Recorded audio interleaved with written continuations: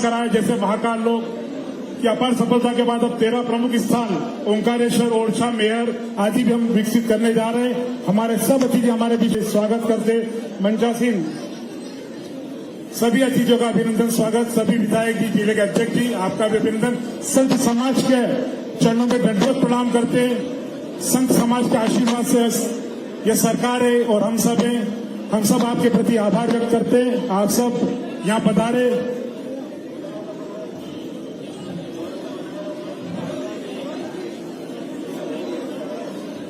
आप सब बालाजी महाराज के चरणों में पधारे। हम सबका सौभाग्य, हमारे बीच संपूर्ण संत समाज है, हमारे बीच मौजूद है।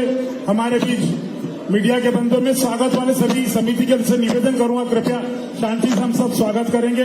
मैं मुख्यमंत्री जी के स्वागत के लिए सर्वप्रथम आमंत्रित करूंगा युवराज सिंह जी राणावत, जो इस मंदिर समिति के अध्यक्ष है, और संत श्री मधुसूदन जी महाराज, त्यागी जी महाराज साहब कृपया पधारे। रुद्र शर्मा जी, अभिनव शर्मा जी, आदर जगवंत जी, राजू भाई सोमपुरा जी, आप पधारे। आदरणीय मुख्यमंत्री जी का अभिनंदन करें, स्वागत करें। जिनके नाम लिए कृपया स्वागत करें।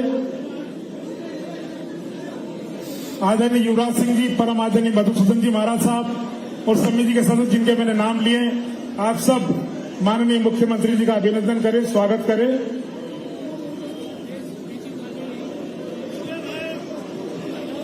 इस तालियों के साथ आप सभी भी अभिनंदन करें।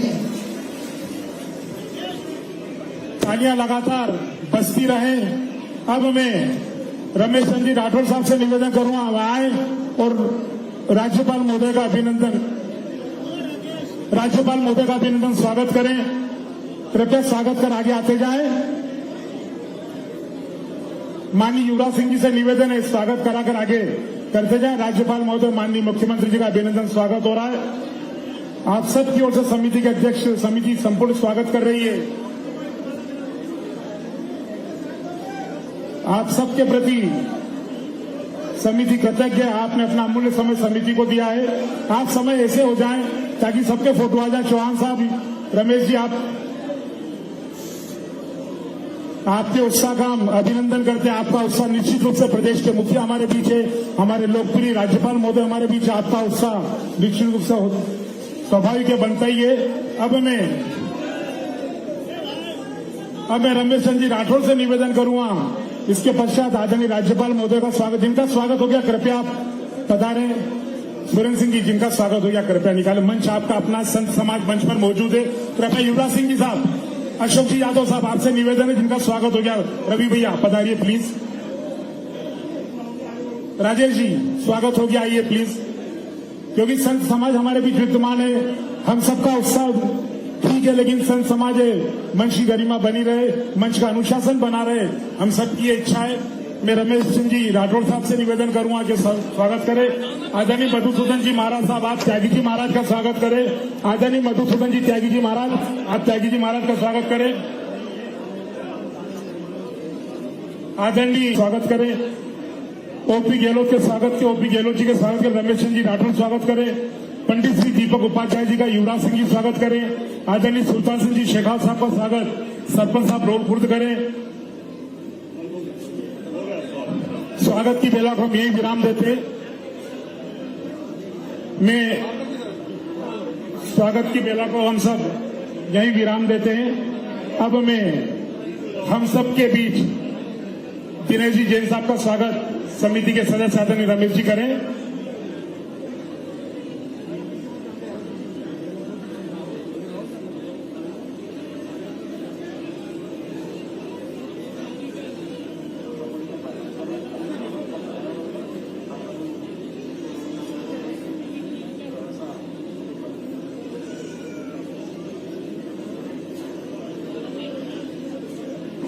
अब मैं अतिथियों के स्वागत भाषण के लिए हम सबके आशीर्वाददाता आदरणीय लाल सिंह राणावत साहब से निवेदन करूंगा। अतिथियों के लिए स्वागत भाषण दे आदरणीय लाल सिंह राणावत साहब, आप उनको कॉर्डलेस दे दें। देव भैया, कॉर्डलेस कहाँ है? आदरणीय स्वागत भाषण दे।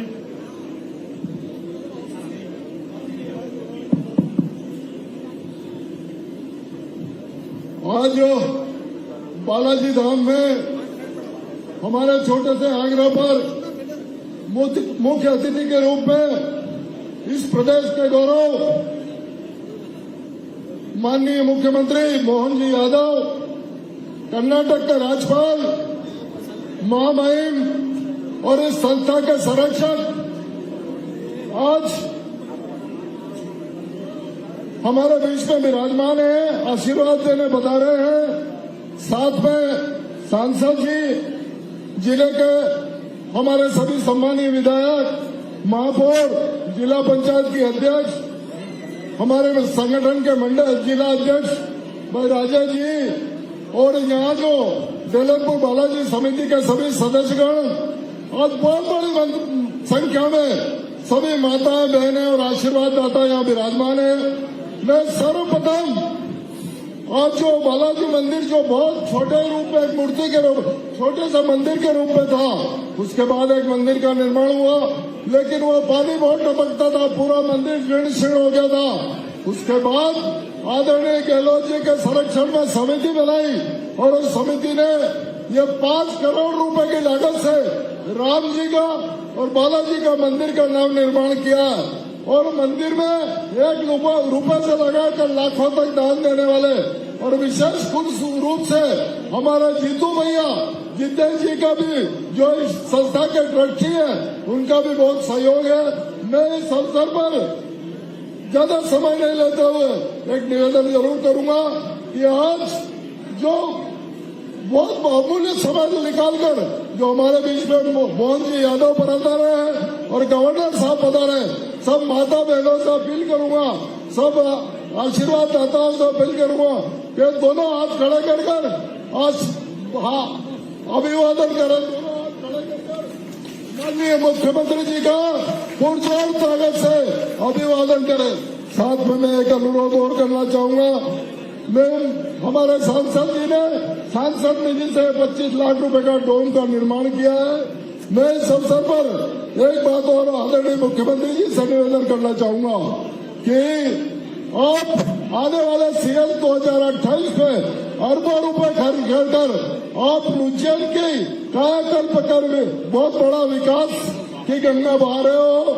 मैं इस अवसर पर कहना चाहूंगा कि हमारे यहाँ भी अभी 2 दिन पहले मेला गाड़ी का स्थापित हो गया।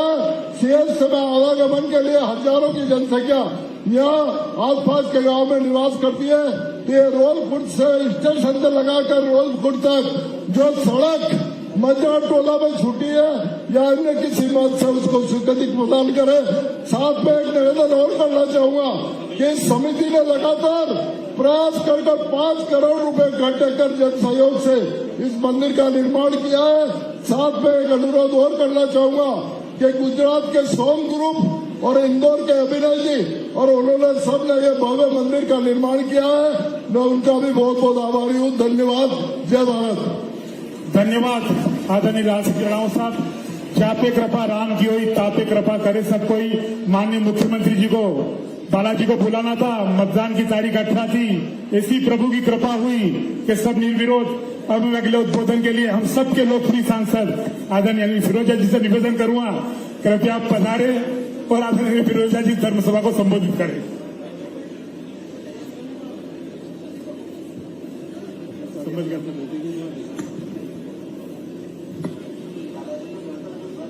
बोलो सियावर रामचंद्र की। अरे आवाज ही जोर से नहीं आ रही है। बोलो सियावर रामचंद्र की, देलनपुर सरकार की और आज के आनंद की और यहाँ पे मेरी सभी माता बहनों की। आज बड़ा आनंद का विषय है। क्या देलनपुर सरकार में कई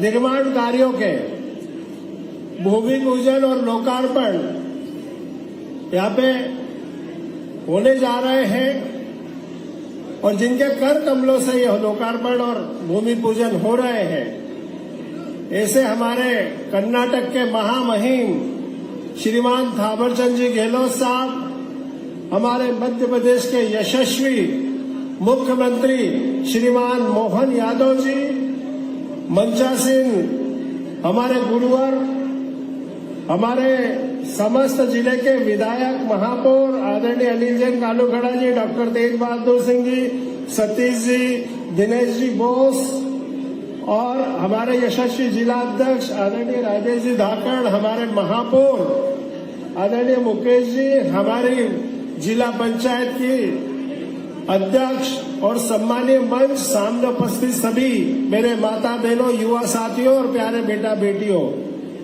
ये वास्तव में डेलनपुर सरकार का ही कृपा है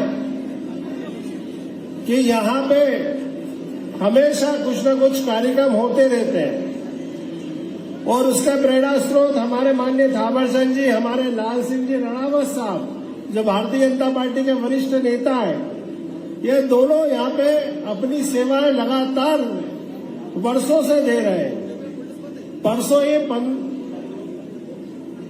कोटा से चलकर उज्जैन की एक लोकल पैसेंजर ट्रेन माननीय मोदी जी, माननीय अश्विनी वैष्णव जी और माननीय हमारे यशस्वी मुख्यमंत्री आदरणीय मोहन यादव जी की सहमति से आप लोगों को एक सौगात मिली।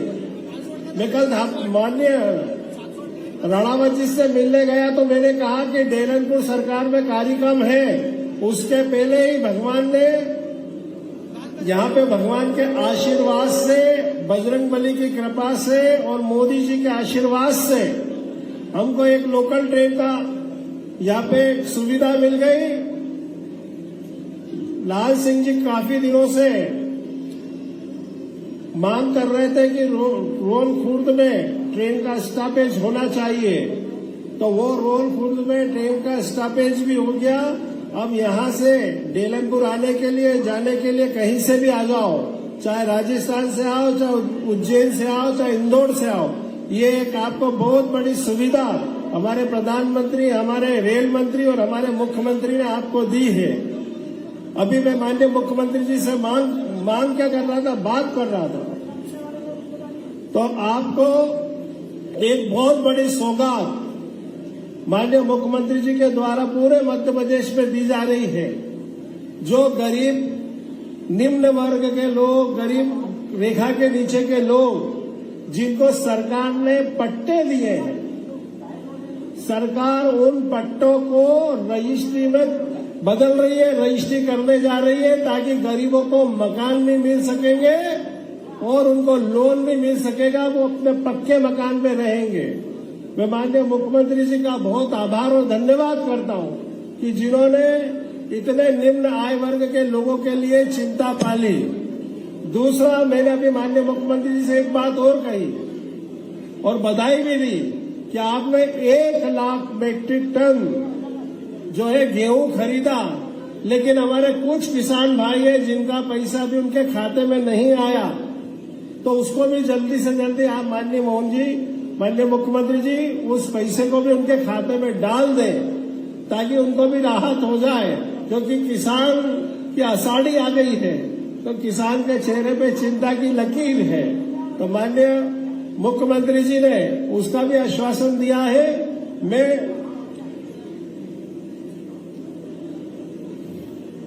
लंबा भाषण नहीं देना चाहता क्योंकि और भी कुछ मांग थी, लेकिन समय अभाव है, माननीय महामहिम का भी आदेश हो गया है, तो मैं आप सबको इस आयोजन की बहुत बहुत शुभकामनाएं, बधाई देता हूं। धन्यवाद। भारत माता की जय। जय श्री राम। धन्यवाद माननीय सांसद जी। अब बिना किसी भूमिका के, जिनको हम सब हमेशा सुनना चाहते हैं, हम सब के बीच हमारे सुख दुख में खड़े रहते हैं, हम सबके आशीर्वाददाता, हम सबके नेता, इस मंदिर समिति के संरक्षक आदरणीय कर्नाटक राज्य के राज्यपाल परम आदरणीय माननीय थावर चंद जी गहलोत साहब से विनम्रता से निवेदन करूंगा, कृपया पाएं और धर्म सभा को संबोधित। ऐसा बोलो।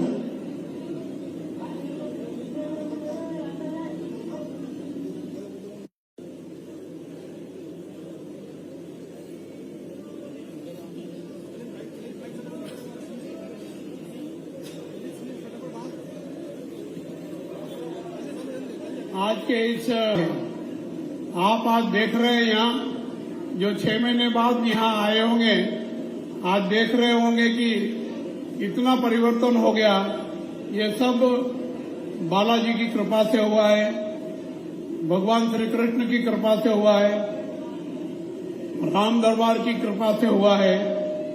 यहाँ भव्य मंदिर बना है, राम दरबार भी बना है। हम सब धर्म प्रेमी जनता है और भारत ऋषि मुनियों का देश है, साधु संतों का देश है, देवी देवताओं का देश है और हम सब सनातनी धर्म को मानने वाले हैं। आज सनातन धर्म को मजबूत करने की महती आवश्यकता है।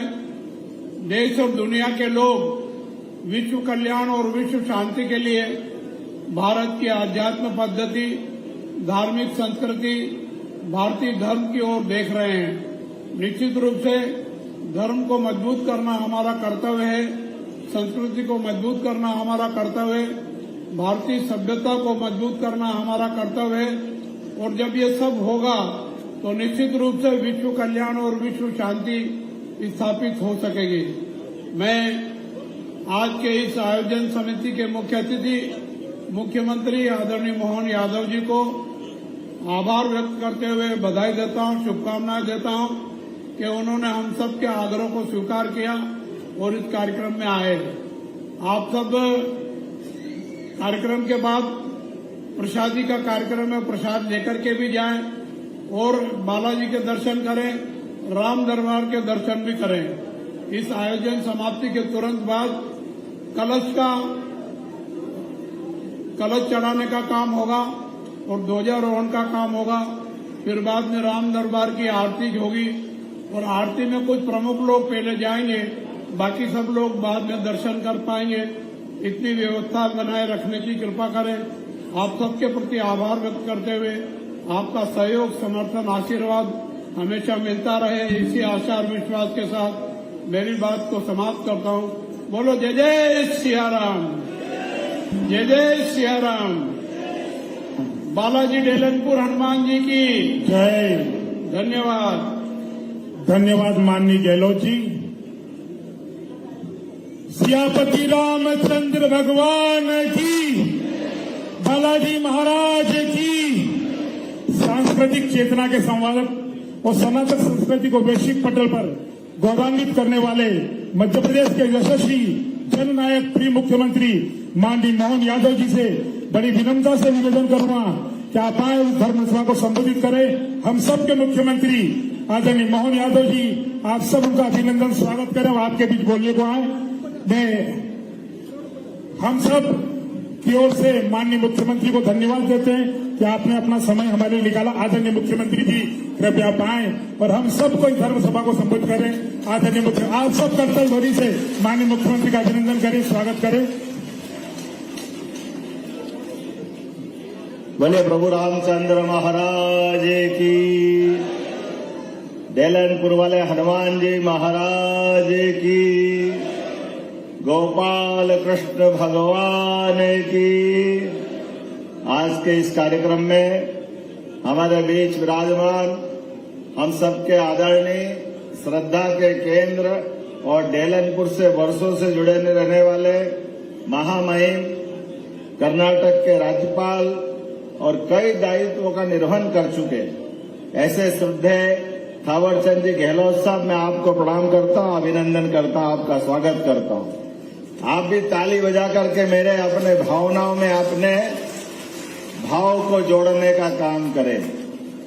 इसी कार्यक्रम में मंच पर विराजमान 1008 परम पूज्य नारायण दास जी महाराज त्यागी महाराज, आपको प्रणाम। परम पूज्य मधुसूदन त्यागी महाराज जी, आपको भी प्रणाम। मंच पर विराजमान सांसद श्रीमान अनिल फिरोजिया जी, यहाँ के विधायक डॉक्टर तेज बहादुर जी, हमारे अपने बीच विराजमान माननीय विधायक श्रीमान सतीश मालवीय जी, घटिया से विधायक माननीय उज्जैन उत्तर के विधायक श्रीमान अनिल जैन कालूहेड़ा जी, आपका महिपुर से भी संबंध आता है, दोहरा दायित्व तो आपके पास है। इसी अवसर पर महिपुर के विधायक माननीय जैन साहब, आपका भी दिनेश जैन बॉस। इस अवसर पर यहाँ के जिला अध्यक्ष राजेश धाकड़ जी, आपका भी स्वागत, अभिनंदन। हमारे सबके बीच उज्जैन से भी पधारे नगर निगम उज्जैन के महापौर श्रीमान मुकेश कटवाल जी, यहाँ के बहुत अच्छे लोकप्रिय नेता और इस डेलनपुर से लेकर कई सारे ऐसे संस्थानों में श्रद्धा से जुड़ने वाले पूर्व विधायक लाल सिंह राणावत जी, आपका भी स्वागत अभिनंदन। संचालन करने वाले राकेश यादव जी, धोती में अच्छे लग रहे हैं आनंद के साथ। हम सब के लिए यहाँ पूरी समिति, जितेंद्र गहलोत जी पूर्व विधायक, कहाँ जितेंद्र जी, आपका भी अभिनंदन है। चलिए, आप सबको प्रणाम करता हूँ, आप सबका अभिनंदन करता हूँ। हनुमान जी के जीवन में वो भगवान राम के राम दरबार की प्राण प्रतिष्ठा के अवसर पर यहाँ डेलनपुर भगवान का जो देवस्थान है, मुझे मालूम है कई साल पहले मैंने राजेश धाकड़ जी से पूछा कि डेलनपुर वाले हनुमान जी महाराज की विशेषता क्या है, उनके अपने पूजा पाठ, उनके श्रृंगार को लेकर के। तो राजेश धाकड़ जी ने कहा कि डेलनपुर का मैं मंदिर तो गया लेकिन मैं विशेषता नहीं बता सकता। हमने कहा जरा गौर से देखना, भगवान को रोज चोला चढ़ता है, ये डेलनपुर भगवान की अपने आप में महिमा है।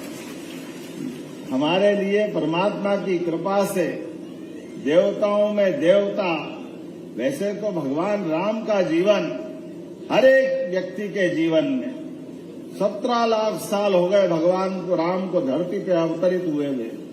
5000 साल पहले भगवान कृष्ण का जीवन उनका अपना गौरवशाली अतीत रहा, लेकिन ये देवताओं ने अपने जीवन के रिश्तों को निभाना सीखा।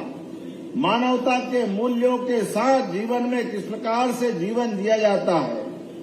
त्याग की मूर्ति भगवान श्री राम, आदर्श पुत्र भगवान श्री राम, आदर्श पिता भगवान श्री राम, अपने भाइयों के बीच आदर्श भाई भगवान श्री राम। प्रयाजी महाराज जी, आपका भी प्रणाम, जोरदार अभिनंदन महाराज जी के लिए भी।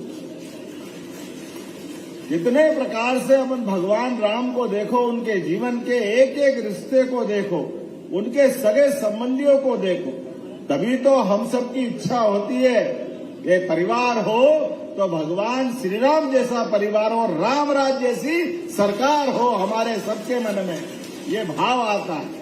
और हमारा सौभाग्य है आज हनुमान जी के दरबार में, हनुमान जी के जीवन के भी कैसे कैसे अनुभव है।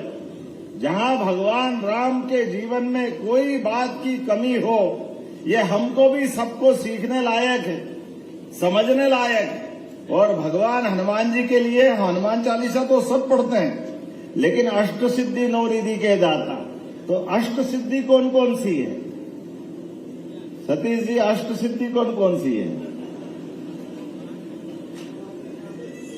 अष्ट सिद्धि नौ निधि के दाता, चलो मैं बता देता हूं। अणिमा पहली सिद्धि, जिसके आधार पर वो अपने शरीर को सूक्ष्मतम कर लेते हैं। दूसरी महिमा, अत्यंत विशाल शरीर का धारण कर लेते हैं। तीसरी गरिमा, बहुत भारी शरीर कर सकते हैं। चौथी लघुमा, अत्यंत हल्का हो जाने का उनका शरीर का भाव रहता है। पांचवी प्राप्ति, इच्छित वस्तुओं की प्राप्ति से हम प्राप्ति समझते हैं। प्राकंब्य, मन की इच्छा को पूर्ण करने की ताकत, ये उनकी शक्ति है। इसी आधार पर ईशित्व, शासन पर नियंत्रण की शक्ति भगवान हनुमान जी की एक सिद्धि है। हमारे बीच वंशित्व, दूसरों को प्रभाव में करने की ताकत, ये उनकी अष्ट सिद्धि है।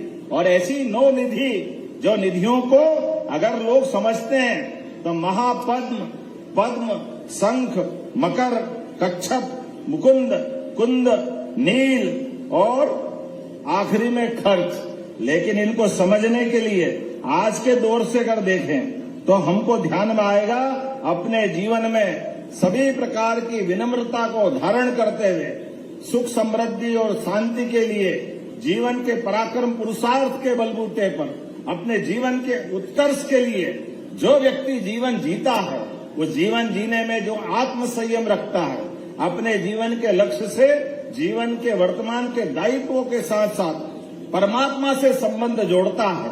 असली में निधि तो वही है अन्यथा मृत्यु लोक तो पूरा दुख का संसार है, यहाँ आकर के कौन सुखी हो सकता है। लेकिन मृत्यु लोक में आकर के जीवन जीने का मौका भी मिले तो हनुमान जी जैसी युक्ति बुद्धि वाला आदमी भी चाहिए। भगवान राम भी मिल गए तो भगवान राम को सीधे सीधे हनुमान जी ने एक तरह से उनकी भी परीक्षा ले ली। हनुमान जी ने पूछ भारी करके भगवान राम को भी एहसास कराया कि आपका भक्त भी पक्के वाला है, लेकिन भगवान आप भी कृपा करो तो ढंग से ही करो। और भगवान हनुमान जी के जीवन के तो इतने सारे रहस्य हैं, एक एक रहस्य की बात अगर देखो तो सच में उनके जीवन का प्रत्येक क्षण अपने भगवान श्री राम के लिए, भगवान राम को उस कठिन काल में जब वो माता सीता को ढूंढने के लिए निकले, ऐसे में उनकी मदद के लिए सुग्रीव से मिलाने का काम अगर किसी ने किया, हनुमान जी ने किया। भगवान राम को अपनी सेना सहित समुद्र के किनारे बैठे और माता सीता का पता बताने के लिए, लंका पार करने का, अगर ये कोई मामूली बात नहीं, बोलने के लिए तो मैं बहुत देर तक बोल सकता हूं, लेकिन राम रावण के युद्ध में भी अपनी इस स्थिति को ये हम सबके लिए सीखने लायक है। भगवान राम के पराक्रम को दुनिया के सामने लाने के लिए हनुमान जी अपने आप को पीछे रखते हुए उस भीषण युद्ध में भी जहां जहां भगवान राम को आवश्यकता पड़ी, चाहे वेदराज सुसेन को लाने का मसला हो, जहां लक्ष्मण घायल होकर के बेहोश हो जाते हैं, उनके जीवन बचाने का मसला हो तो औषधि लाने के लिए पहाड़ उठा लाते हैं, जहां जहां जरूरत पड़े।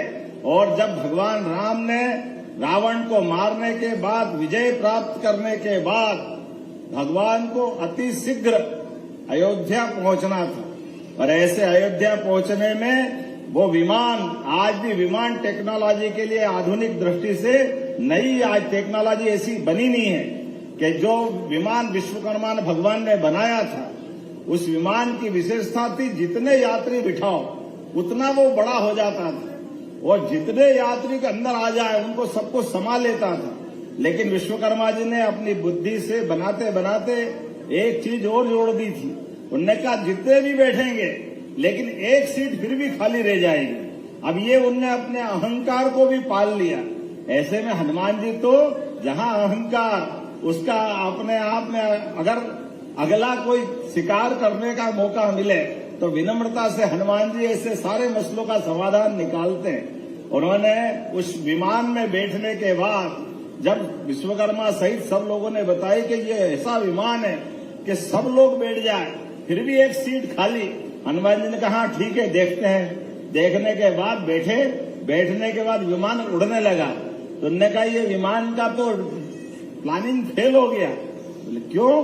बोले जितने लोग बैठ जाएं फिर भी एक सीट खाली रहेगी।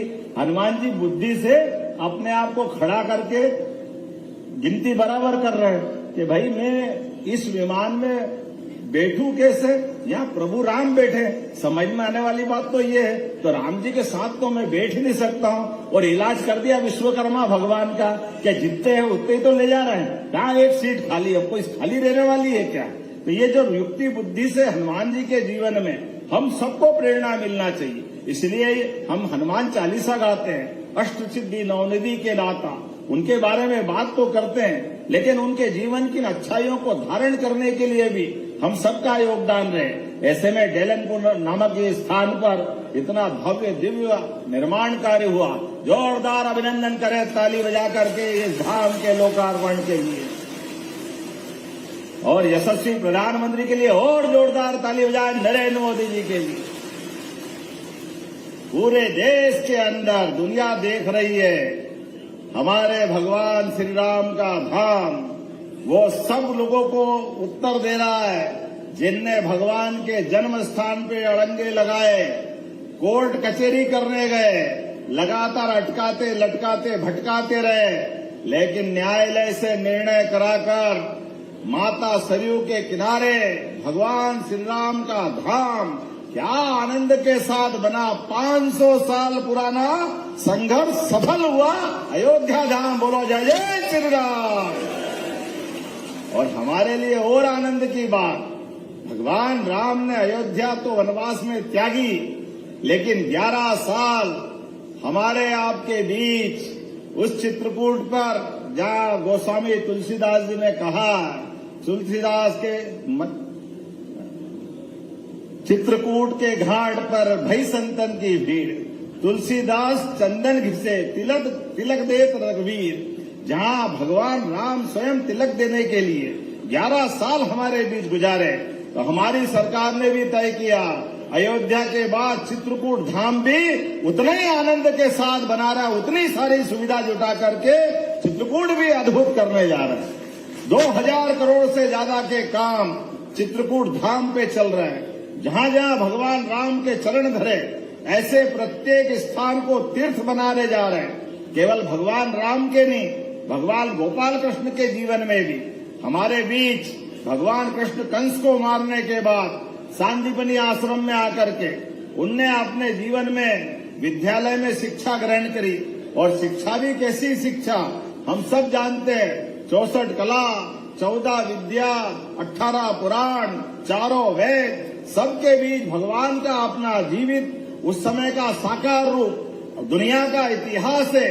अपने शिष्य को उनके सामने जीते जी अपने उनके शिष्य के गुरु सांदीपनी महाराज श्री कृष्ण वंदे जगत गुरु, ये उपाधि उस समय मिलती है। बोला गोपाल कृष्ण भगवान की। और गोपाल कृष्ण का जीवन भी जहां जहां चुनौतियां, जहां जहां कठिनाइयां, वहां गोपाल कृष्ण दिखते हैं। गौ माता से प्रेम करने वाले गोपाल, जिसके घर गाय वो घर घर गोपाल। इसलिए गोपाल कृष्ण भगवान के उस आदर्श को मानते हुए पूरे प्रदेश के अंदर दूध का उत्पादन बढ़ाते हुए हर जगह हमारी सरकार जो 25 गाय माता को लेकर के दूध की डेयरी प्रारंभ करेगा, तो 40 लाख में 10 लाख रुपया हमारी सरकार की तरफ से दिए जाएंगे, ताकि वो दूध का उत्पादन करें। दूध भी उनका, गौ माता भी उनकी, बाकी सब भी उनका, लेकिन हमारा प्रयास है कि दूध का उत्पादन बढ़ना चाहिए। अभी 12% दूध का उत्पादन देश के अंदर है, इसको धीरे धीरे करके 20% तक ले जा रहे हैं। प्राकृतिक खेती में भी अब तो हम और आगे बढ़ गए। कोई अपने खेत में प्राकृतिक खेती करेगा, ऐसे व्यक्ति को गौ माता अगर वो पालेगा, तो उसको एक व्यक्ति को भी 1100 रुपया महीना हमारी सरकार की तरफ से देंगे, ताकि वो दूध भी अपना खाए, गौ माता को भी पाले, और पालते हुए इस प्रकार के संकल्प ले, जिसके कारण से इस देश में दूध दही की नदियां बहती थी। बोलने के लिए तो मैं बहुत देर तक बोल सकता हूं, लेकिन आज आपके बीच आया हूं आनंद के साथ आपका आशीर्वाद लेने। अभी अभी हमने बहुत सारे कामों की शुरुआत की, और भी कर रहे हैं। अब तो सिंगत आने वाला है, और सिंगस के लिए हमारी सरकार के द्वारा हजारों करोड़ के काम चल रहे हैं उज्जैन और उज्जैन के आसपास के लिए। मुझे अभी हाल डॉक्टर तेज बहादुर जी कह रहे थे, ये जावरा से उज्जैन का 4 लेन भी जोरदार ताली बजाओ, एक और अपने यहाँ तैयार होने वाला। ये नागदा, खाचरोद, उज्जैन, इंदौर मेट्रोपॉलिटन सिटी, जिसके माध्यम से विकास का नया एक और सपना सबका साकार होने वाला। अब ये हम जब बात बोलते तो कई हमारे विरोधी दल के लोगों को थोड़ा अटपटा लगता, दिनेश भाई बुरा मत मानना। अब हम करें क्या? आपने तो करा नहीं, और हम कर करके आपको लगता है कि आपकी छाती पे सांप लौटता, तो मैं क्या करूं? मैं तो ये काम करने के लिए ही आया हूं। जोरदार अभिनंदन करें अपने सिमस की तैयारी के लिए। हम सबका दायित्व है धूमधाम से।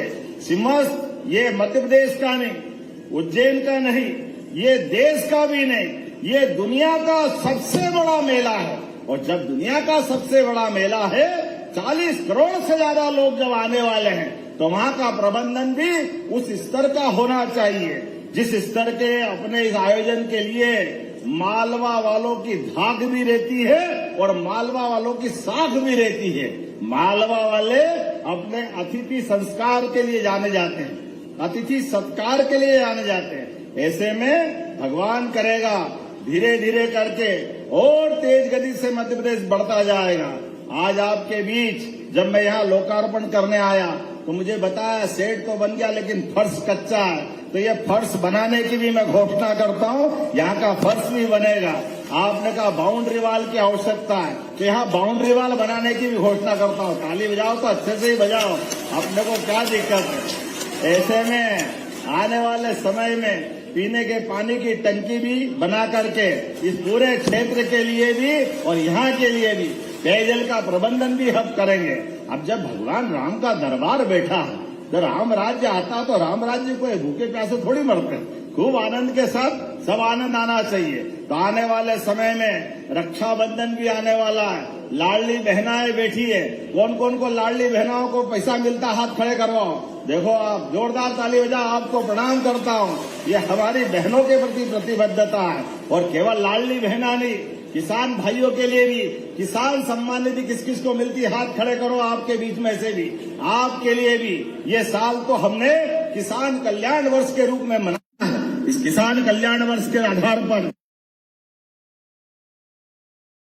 एक क्षेत्र में विकास के लिए कोई कोर कसर बाकी नहीं रहेगी। लेकिन आज तो हनुमान जी के दरबार में भगवान राम पधारे, ऐसा लग रहा होली दिवाली सब हो जाएगी आनंद के साथ। तो प्रेम से बोलो जय जय श्री राम, जय जय श्री राम। बोलो डेलनपुर वाले हनुमान जी महाराज की, सभी साधु संतों की, सभी भक्तों की, महाकाल महाराज की बहुत बहुत धन्यवाद। भारत माता की जय। बहुत बहुत धन्यवाद आदरणीय माननीय यशस्वी मुख्यमंत्री जी।